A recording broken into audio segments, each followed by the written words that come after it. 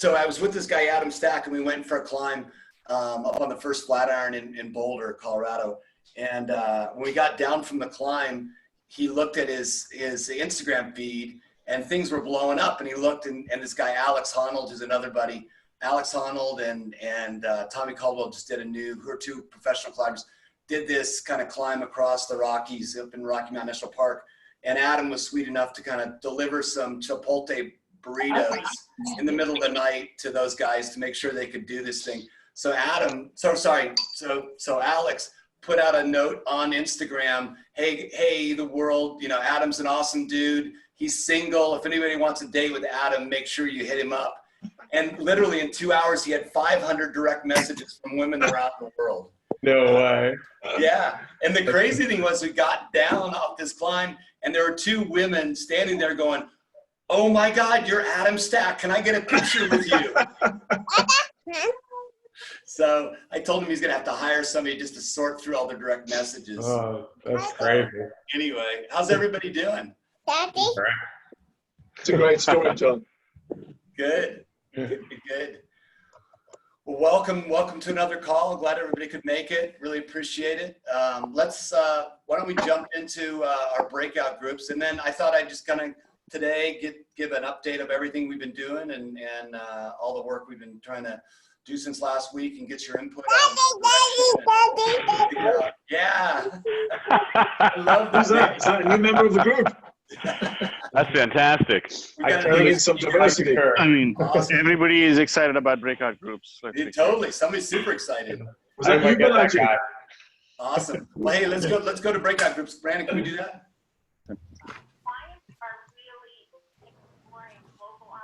All right, I'm gonna mute everybody. I think Brian is cheating on us. He's on a different call while doing this. Wow, he's doing double duty. Busy guy, for sure. I'm multitasking. Yeah, there you go. I'm multitasking. How was that? Everybody doing good? Absolutely. Good. Yeah, that's an amazing part of this call. Yeah, I know. I love it. Hey, before we start, I know I mentioned it in the note to everybody this week, but I'm just super, grateful and proud to finally have the 18th month journey done on the Deloitte Pixel case study at Harvard Business School. It was my first study and got a chance to write it with Mike Tushman, which was a complete honor, and Carrie Herman. But thanks to Balaji, it's really fun. And Karan did a lot of great work on it too. So thanks, Karan. But Balaji, how's it feeling to actually have that done? It's the closest thing to having a baby. Like it's been like 2 months of gestation period, and it went on and on. Not from I think it was not like significantly delayed, but I think just like any innovation journey, there are doubts on all sides in the beginning, and then you start taking small steps, and then once you start getting it into some shape, then you're like, oh my God, there are so many problems with this. Then we have to go truly wrestle with all the stakeholders, risk, legal, communications, and all of those people. So it was, creating this case study was as much a journey in innovation and a new idea as anything else. Yeah, and one of the things I loved about the case study, and you guys will note, it's in the chat, so the link is in the chat, just went up on the HBS site, was that the case study took a really long time to write, but it meant that we got to see the journey really happen in real time, and I think that was an important part of the documentation process. So really appreciative of Balaji and everybody else on the Deloitte team that let us in to see what was happening behind closed doors, and hopefully we did a pretty good job of capturing that. So thanks again, Balaji. Really appreciate it. I mean, John, if there's anybody to be thanked, it's you. That was the person who saw the case and actually brought all the stakeholders together to get it done. So thank you. Hopefully, yeah, we're cooking on another. We're gonna do a Deloitte Pixel B case study right now, and just kind of Balaji's leading the charge on that. Mike and I talked yesterday, and ready when you are, Balaji. So super stoked on it. So thanks. Awesome. So hey, today I thought I'd just give an update on where we are and pick people's brains and get so much great feedback. Thanks, especially to people that really dove in. So much great stuff. So first of all, thanks a lot for voting on design principles. They were really great. If you haven't done that yet, we can shoot the link to you to make sure that you get a chance to do that. but really, really enjoyed that. One of the fun things that I grew up in the newspaper and magazine business, so it's always, a fear of an editor, of a writer, to kind of put your stuff out in the wild to get feedback. And with such an amazing group that we have here, there was so much amazing feedback on the manifesto. So really great work, guys. And one of the hard things about that is there's so many things that are nuanced and conflicting ideas. And so trying to understand all that stuff. I'm kind of on I think I'm on version 8. I just got great feedback from Paul Livko, the CTO at Wellmark today. Really, really good stuff. And so going to implement some of that stuff. But I will get that out to you probably tomorrow, where we are right now on it, as I've got it going to the copywriter this afternoon. He's going to take another look at it and dig into it. I want to spend a little bit of time, because I think one of the things I loved was Jerry Wynn's comments. And his idea was like, how do we know when we're going to be successful, and what do we need to have as metrics? So I added a section in the manifesto just called "We will know when we are successful when," and so if you dig into the manifesto, we're starting to write a bunch of ideas down on what those metrics might be. Obviously, not quite sure. We'll need to come to an agreement as a group on what those are and how we can put those together. But I think that was a really, really good idea, Jerry. Thanks a lot. And I think it's important for any organization to have kind of a North Star to say, okay, we'll know we're getting somewhere when we accomplish this. So really appreciative. And if anybody has thoughts about, about metrics that we need to consider, just throw them in the chat, or let's talk about them now, whatever you guys want to do. Okay.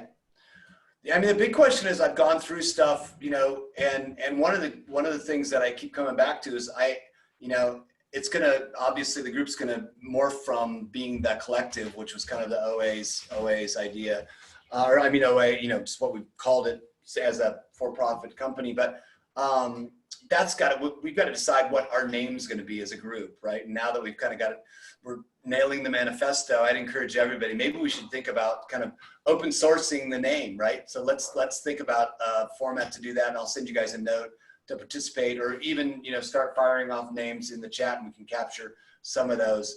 But we're going to have to figure out what we call this thing. I've been calling it NewCo, as I've talked to the legal counsel on how to form organization.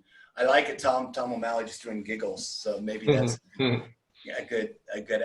But what would giggles stand for? That's another. Sadly, Giggles a failed baby store in New York that owes me some money. I know painfully. Well, that's a good one. We'll keep shooting those, and we'll create some kind of format so everybody can kind of come up with names, and then we'll have a voting round and just kind of use a very open source way of doing that. So that's kind of the first thing. Jerry, any thoughts on metrics? I think you're on the call today. Are you here? Yeah, I think that we need metrics that will reflect the different audiences that are involved. So at the minimum, you can think about metrics to show that companies are really benefiting from this. The second, that the provider, the suppliers, are really benefiting from this and can also grow. And I think would be interesting also to see the metric for the viability of the organization you're putting together. And finally, can we come with some metrics in terms of society, impact on society? Right. To what extent society, if you think about movement in general, globally, people are moving instead of the traditional GDP to think about happiness, for example, as a measure of societies. Can we add a measure of openness of society, and to the extent that it become a major metric for the success and achievements of society? So I would like to see us develop the metrics in at least these 4 dimensions. Great. I love that. I think that's really good. Any other dimensions that other people might have thoughts on? John, I put something in the remarks. It's maybe very simplistic compared to what we just heard, but today, if you go to most corporates, the percentage of workforce coming through an online platform is minuscule. Right. I just know from experience it would be, relatively, maybe even less than 1%, but maybe some companies more. So to measure how that evolves over time, is the future of work, are we really seeing a change in big corporates? Because we know that there's a lot of inertia, we know that they're slow to change. And over a period of 1 year, 3 years, 5 years, what do we see? How does that evolve? Are we seeing a greater percentage of work being done through these platforms or not? I think that's a very simple but a good measure. Yeah, no, I love that. And I think one of the things I love about the idea of metrics is that when we decide on some metrics, it'll drive our agenda on how we do the research, right? And then that research will drive how we talk about it. We kind of start doing some longitudinal research along the way. Anybody else have thoughts on that? Can't quite hear you, apology. So Jeev, Sanjeev is on. I think Sanjeev and I spent a bunch of time yesterday talking about what he wants the metrics for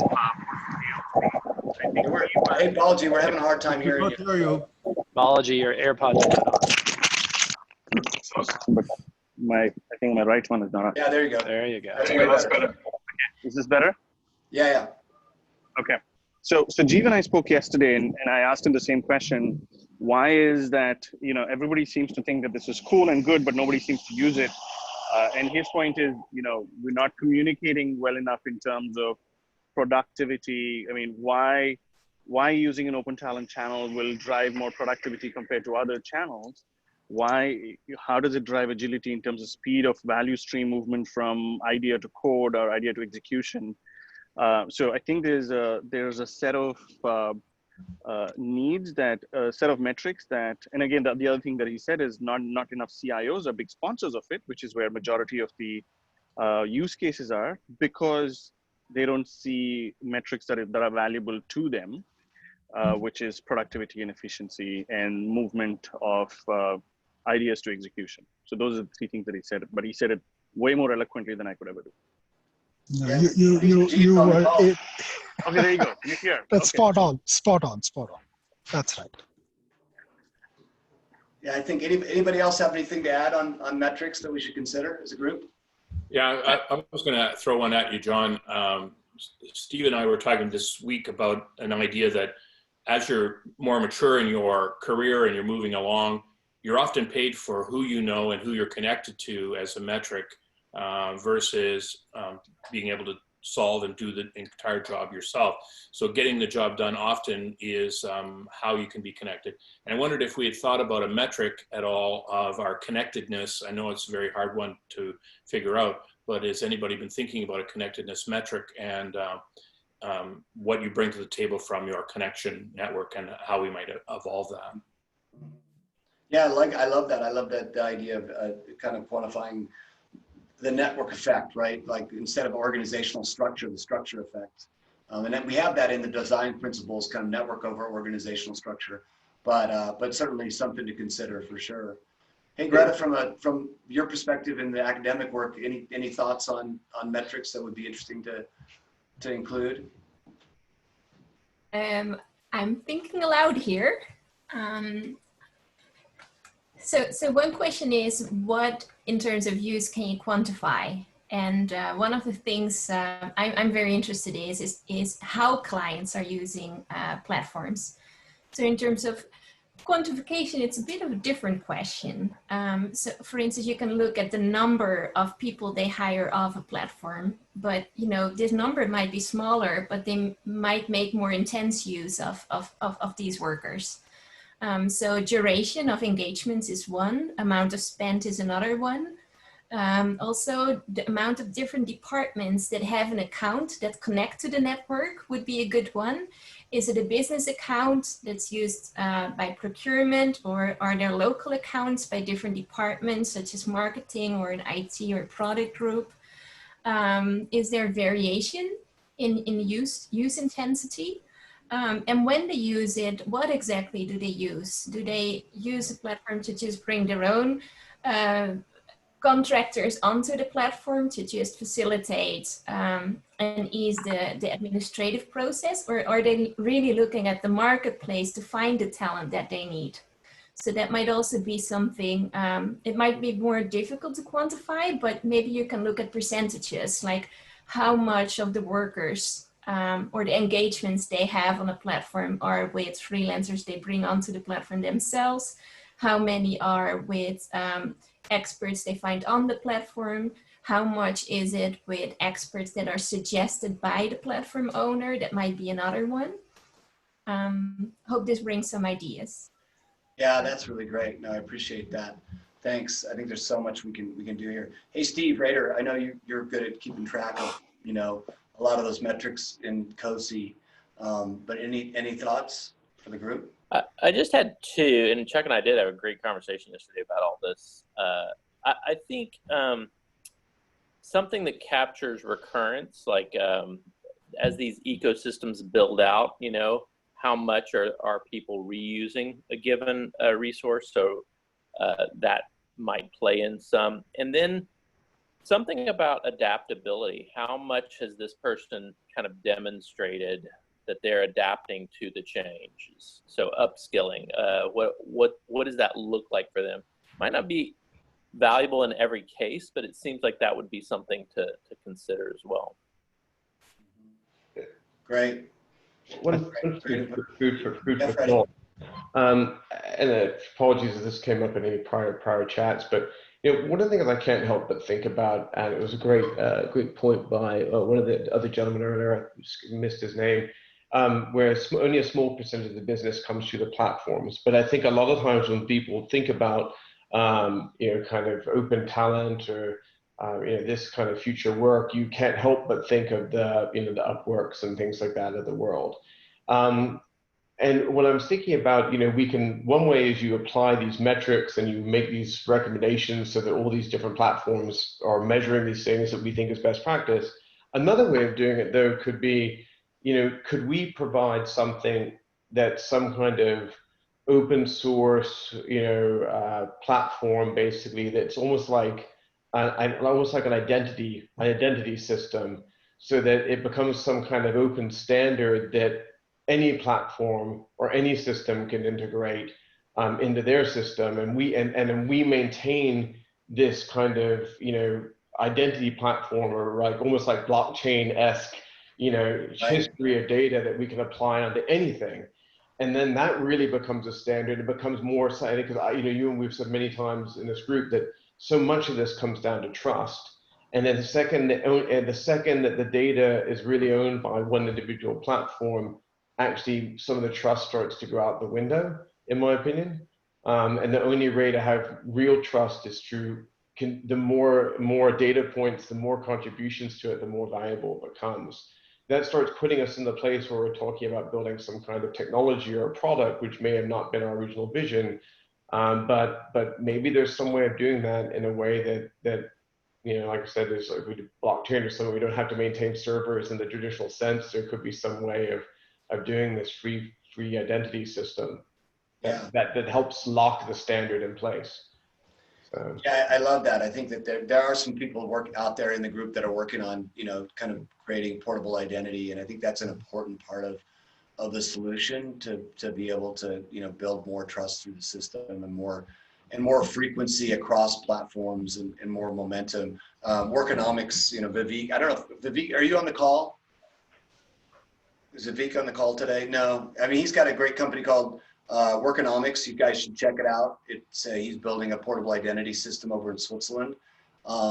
Really cool idea, and some, you know, he's put a lot of thought through it. So, you know, I'd love for him to get involved in that conversation and see how we can support that effort, and, you know, other things we're doing, participate in that. Hey, Brian, you and I had a conversation yesterday and started down the road on a bunch of stuff that got cut off.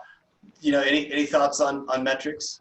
Well, I think a lot of things were covered really well. The key elements that I think about in terms of engagement and program success is, you know, really around the candidate experience and how often they go on repeat jobs. I think that's the true metric of success, the tenure of the individuals and the amount of engagement they have through the platform.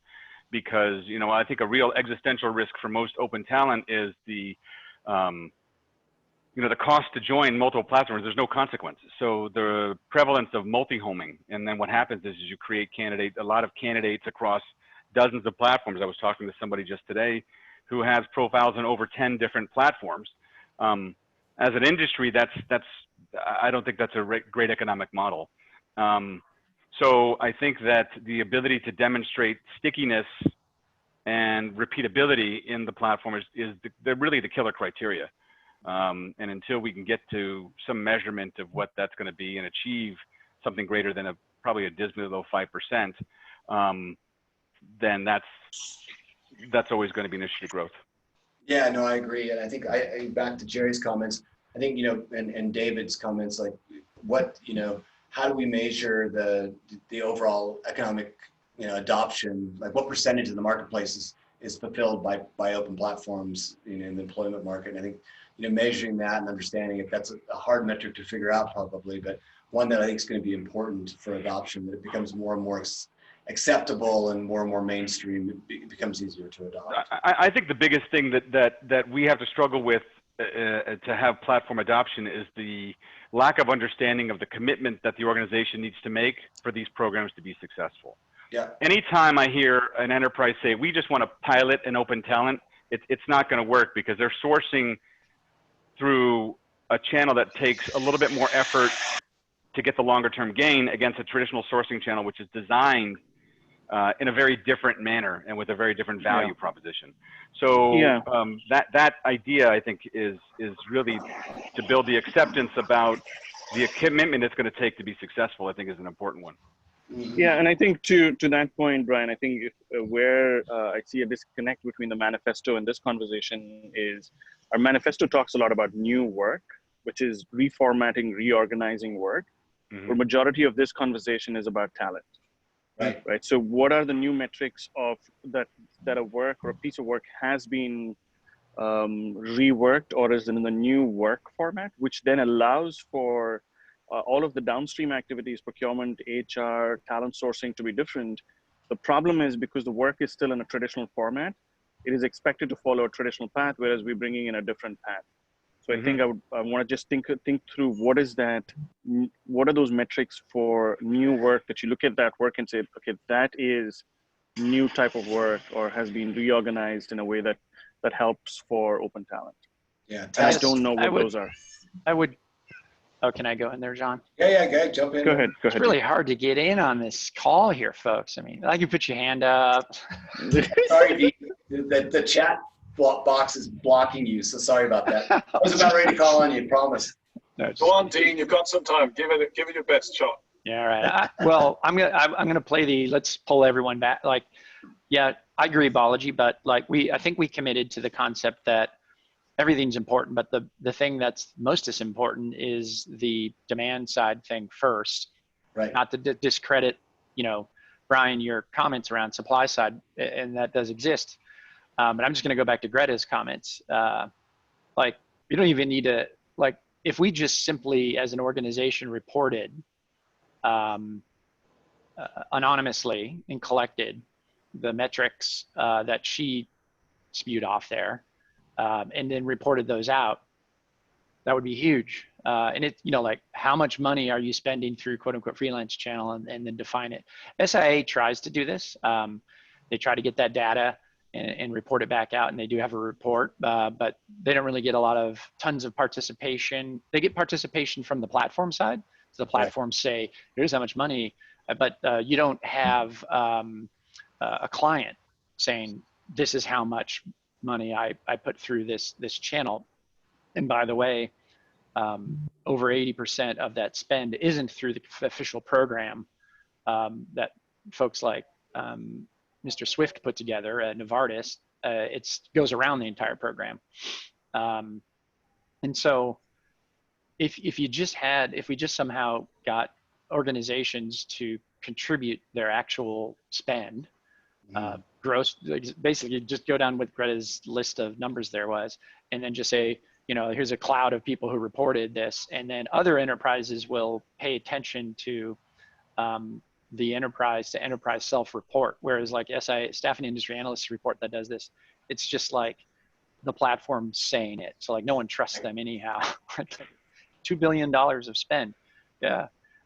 So that's, I mean, if we just got that, no one's doing that. If we got that down, you'll actually be, I mean, I have data that I can't share here, but like there are actually, you know, millions and tens of millions of dollars of contingent labor being redirected to freelance right now at many clients. No one knows about it because they won't say it. And so that sometimes they think it's their secret sauce, sometimes don't. So like, if we could just do that, and then once we get that, what's really interesting is look at the average transaction size of that stuff. Is it $1 million of $1,000 transactions, or is it $1 million of $200,000 transactions? Those describe two different sets of workloads. And so then we could just, you know, start to describe, I mean, like that data is how I would get more people to adopt on the demand side, knowing that, you know, like a client, I'll pick Novartis. It's not real data just because David's here.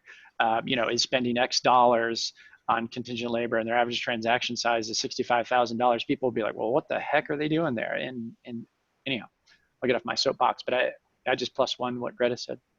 Yeah, I love that, Dean. That's great. If I may add, yeah, yes. If I may add, I completely agree with what Dean said. There's one set of stakeholders that we should not forget in this entire mix, and I was saying this to Balaji yesterday.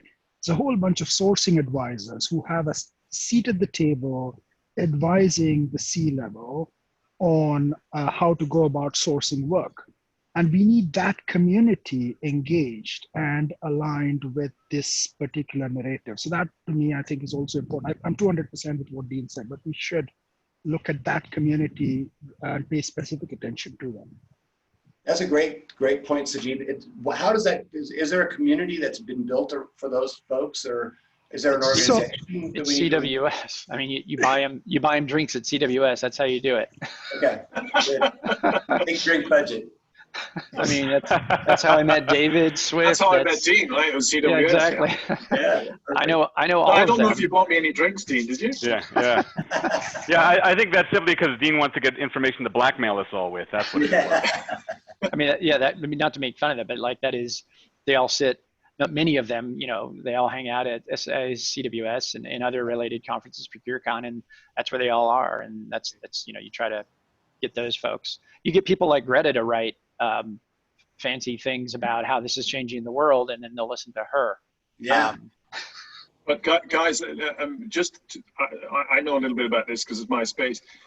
There are not that many people in this space in procurement that really truly understand it, right? It's not a big group. There are lots of people that go to CWS, but there's not that many true experts in this space. In the procurement community, I mean. So more just try, yeah. I mean, maybe it's an educational piece to attract folks, right? And you know, I'm not even sure that they're your prime audience. I'll give you an example. I had a very good conversation with a very large pharma company in Basel that's not called Novartis, with their head of procurement in this space. And he said to me, I'm interested in getting into this space, and I've been given permission to try it. However, I don't want to have to explain to my internal users that there's 10 different platforms that they need to use to get this thing done. And this plays exactly to what we're talking about. How do we come back to a person like that in a large corporate and say, you know, we have the solution for you that you can go and play in this space without creating a huge amount of complexity for you, which you and your users don't want. Yeah. So if I may just clarify, I think it's not just the procurement community that I was referring to, right? I was referring to the likes of Deloitte, the sourcing advisory arm of Deloitte, the sourcing advisory arm of KPMG, the sourcing advisory arm of E&Y, the ISGs of the world. They are the folks who are involved in renewing deals, deal making, and it is during those conversations that if we are able to educate them on it, there is another channel that will help adoption. That's my humble opinion. Yeah, great point. Great point. Listening to the discussion, it seems that there are two categories of metrics that people have covered. One is the level of engagement, whether you're dealing with the demand or supply side, it's the level. The other one, which I think is even more critical, is the impact of the engagement that some of the comments kind of address. So let's make sure if we're prioritizing identifying metrics as part of our activities, that we do cover both of these areas, because the impact is the one that eventually will convince people to use it more and use it smarter and use it in the right places. Sound advice, Jerry. Thanks so much. Yeah, let's you know, we'll continue that conversation. Anybody have any wrap up thoughts on metrics? No, okay. I just want to talk a bit about kind of where we are on the operating structure and just kind of get some feedback from everybody. So I met with a law firm called Brian Cave, which is an expert in kind of nonprofit, for-profit connections, how you kind of sort all that stuff out. So they recommended starting a 501c3, or sorry, 501c6, which is a trade association, accompanied with a 501c3, which would be a nonprofit that would allow for foundations to contribute to certain projects. And I think what's important is that, you know, we create an organization. I'm just been calling it NewCo without a name right now, but you know, that NewCo is additive for everyone and not subtractive from any economic standpoint. So, you know, there's some people that are starting to do things in the marketplace, and I don't want to, you know, to create a situation where they don't have the same economic opportunity that the group might start doing that stuff instead. So we need to make sure that we're just very, you know, collaborative in that side of things. And certainly I'll be, you know, Rich, I know you and Diane and we've got to get on the schedule of kind of going through these issues deeper, because you volunteered, and I really appreciate that. But we'll be reporting, you know, out to everybody on some of those things in the next week or so. And then one of the questions that I keep coming back to is, you know, obviously the big question is, it's great to have hopes and dreams, but how do we make sure that we have the resources to do that? So when we talk about development and funding, I've been doing a lot of different research on that. And I think, you know, I look at kind of members as there are four different sides to the puzzle. One would be demand side members. And I love this model of kind of varying dues on size of company. You know, one of the inspirations in this whole research has been B Lab, who does the B certificates, you know, the B Corp certificates. On the supply side, one of the things I was inspired by, again, was B Lab. And essentially in B Lab, what they do is they make membership and certification or accreditation as one entity. So if you get certified to be a B Corp, you're a member into the organization. And Brian, I know you and I mean, you've been a big advocate in the design sprint to come up with accreditations for platforms so that, you know, you guys can all agree, or the committee who comes up with them can agree on certain accreditations, and everybody can live by those, and that will help with adoption, just because there'll be some similarities and some like-mindedness when demand side look at that. Any thoughts on that? Well, I think the one thing that you have to recognize is that in any platform, the core value is the creation and the creation of trust, and the trust of the platform, trust the organization, just trust. If you don't have organizational trust, you're not going to succeed in any endeavor. So a certification based on objective, definable characteristics to demonstrate that, you know, people can have confidence in the platform, both on the supply side and the demand side, is going to be super critical for people to be successful. Anybody who's ever driven an organizational change or organizational initiatives knows that your ability to stay employed is only as good as the suppliers you bring on board. So there's, as you would expect, a need for validation, external validation of a given partner to be going forward, and that's where I see the need for an accreditation or some sort of scorecard or validation of different platforms. I was thinking about this yesterday, where in a, you know, like use a consulting firm or agency or any of those types of models, you know, when company X buys from big enterprise, company X buys from an agency or a firm or whatever, you know, they're doing it because there's someone at the top with that kind of, you know, the expression, what one throat to choke, and they're like, I don't know if I trust this whole company, but I trust this SVP guy that I'm buying from, who's told me all these people are great, and the company's got a pretty good rep, but they buy into that kind of one throat to choke. And so when you start getting into these decentralized organizations, that goes out the window, and I think that's why the trust starts to evaporate. And you know, not to beat the horse to death, but like that's why we almost have to like massively over-index on trying to establish trust, because that one thing that gives people the comfort of typically engaging large groups of people, we're ripping out of the equation effectively. And so these people almost have to be twice as vetted, because of the person is, well, I don't know, it doesn't matter, because all I got to do is, I'll use myself as an example, all I got to do is trust Freddie, because if anything goes wrong, I'm going to murder Freddie, and it's his problem if everyone below him goes wrong. But once you take that out of the equation and it's flat, then everyone needs to scream, they can be trusted, they're not criminals, they're professional, they have a crazy good track history of delivering, et cetera, et cetera. Yeah, thanks, Freddie. Hey, Steve Rader, like when you look at things, obviously you just did the Noise 2 contract. That's got to be a big question for you, right? Like when you're looking at how do you, you don't have to tell us the secret sauce, but you're trying to figure out like what are the trusted platforms that applied, and making sure that you're is there a consistent metrics that you're using to figure that out, or is it just more an intuitive thing that's based on conversations? And it's all experience based, right? It's literally just trying to just keep hammering at trying new things, trying new vendors, trying new platforms, and as they are successful, that gives us kind of the go back. Interestingly enough, we've had very little negative, like where somebody's just not done a good job or not tried. So the model, it's kind of funny because the trust I know is an issue, but it's almost like this phantom issue in some ways. I know that's not true everywhere. I know there are kind of shady things that can happen or people walking away, but the ones that we're dealing with, especially maybe it's the federal contracting aspect, we end up getting just really great results. In fact, better than we sometimes expect.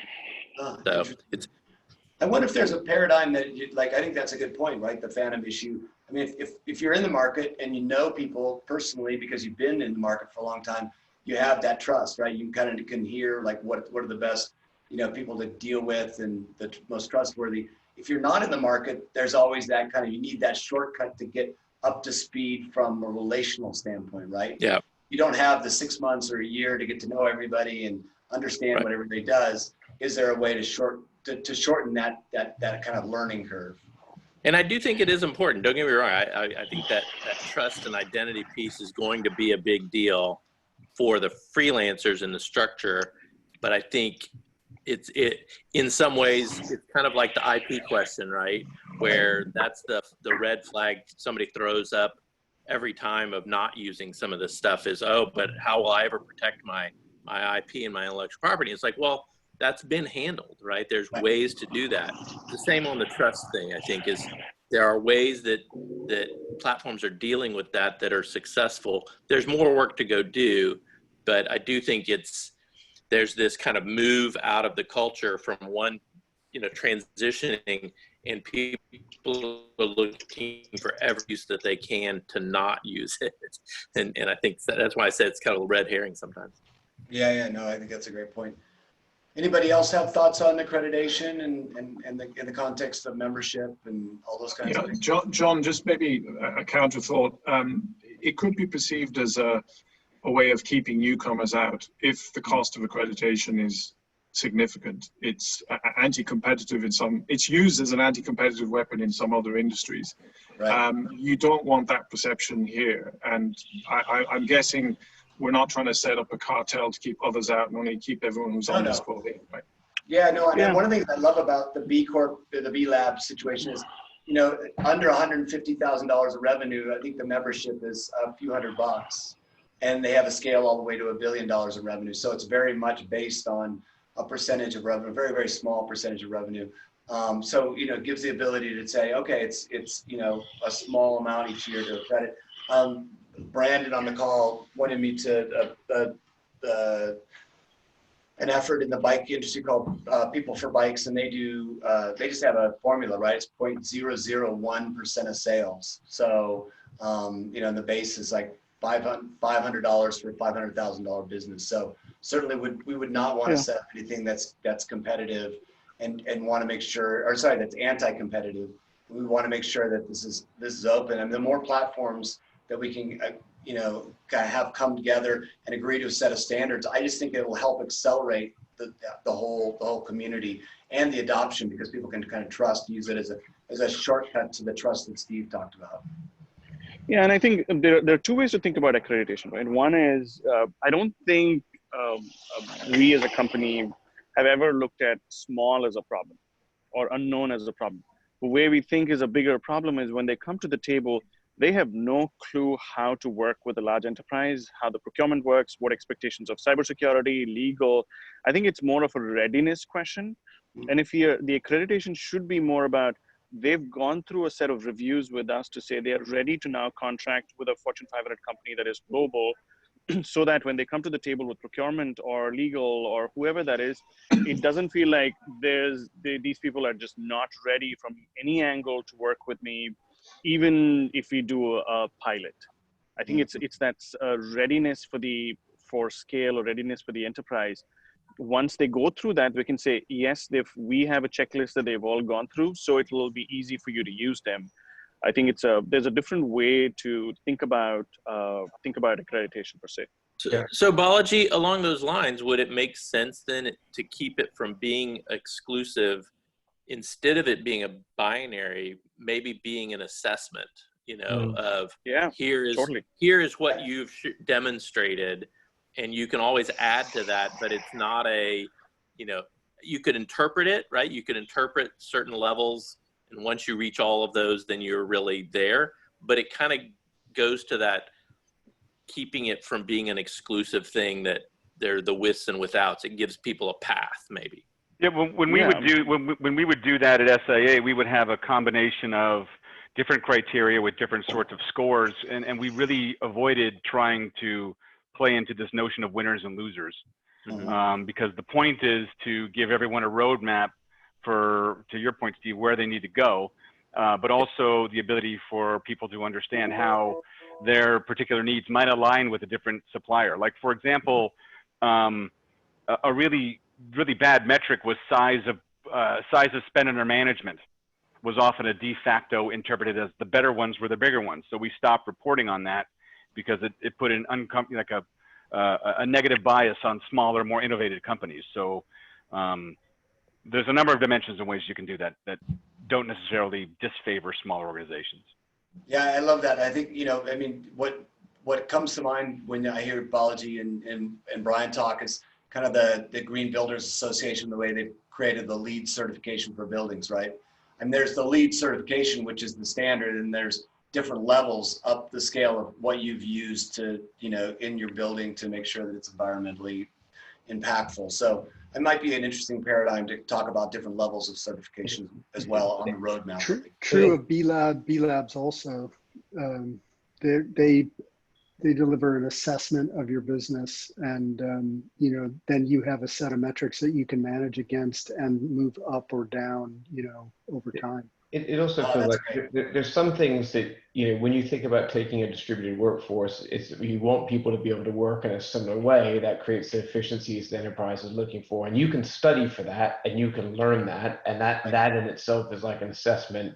But then there's other things that are more about things that you deliver through actions and through history, and you accumulate over time, whether through the number of years you've been doing it, the volume you've done it, the number of clients you've done it, the size of the clients you've done it for, maybe specific even skill sets. And those are things you can't study for.